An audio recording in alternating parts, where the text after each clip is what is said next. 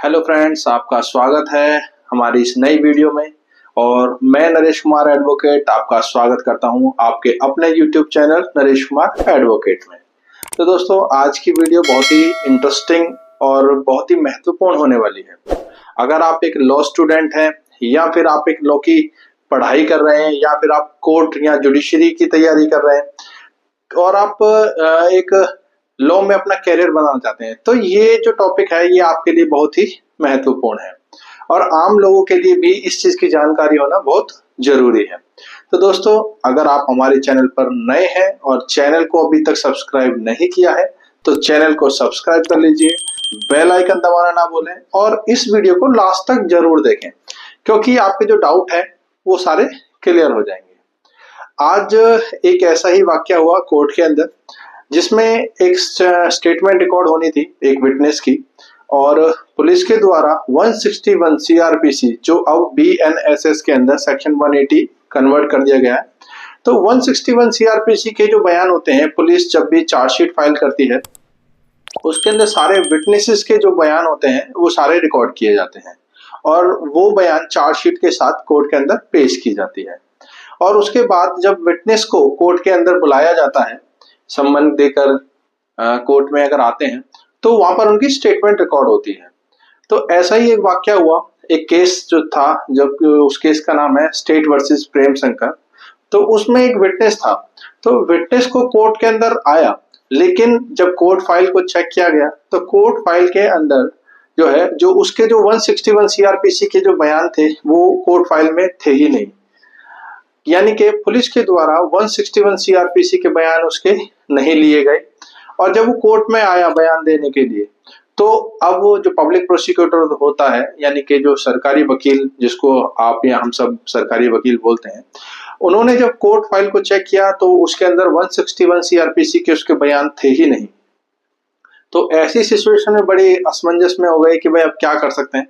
तो ऐसी सिचुएशन अगर आपके साथ भी आती है, अगर आप कोर्ट में प्रैक्टिस करते हैं और आपके साथ भी अगर ऐसी सिचुएशन आती है कि कोर्ट फाइल के अंदर किसी भी विटनेस के 161 सीआरपीसी के बयान नहीं है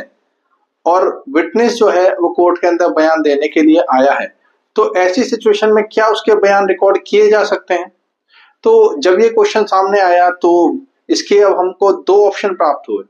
यानी कि जब पब्लिक प्रोसिक्यूटर सरकारी वकील से हमने डिस्कशन किया तो उसके बाद दो ऑप्शन मिले। अगर आपके साथ भी कुछ इस तरीके से है तो आप भी इन दोनों ऑप्शंस का यूज कर सकते हैं। फर्स्ट वन जो ऑप्शन है वो ऑप्शन ये है कि आप मजिस्ट्रेट के सामने प्रेजेंट हो सकते हैं और मजिस्ट्रेट से रिक्वेस्ट कीजिए कि सर,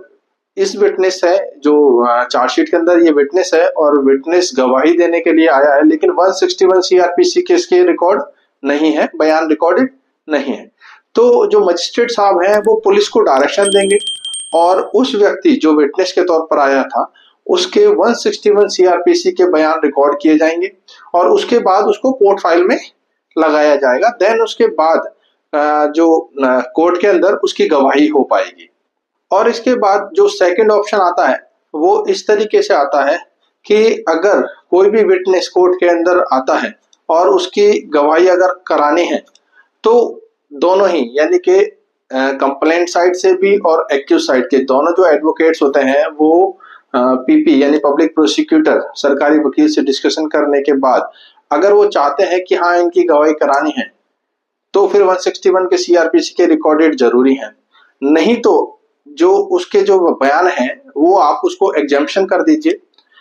जो चार्जशीट के अंदर उसमें विटनेस है उसको हम एग्जेम्प्टेड कर देते हैं और एक्यूज साइड से जब भी डीडब्ल्यू यानी कि डिफेंस विटनेस में जब उसकी रिक्वायरमेंट होती है तो आप उनके जो बयान है वो डीडब्ल्यू में करा सकते हैं, यानी कि डिफेंस विटनेस, यानी कि अपने बचाव में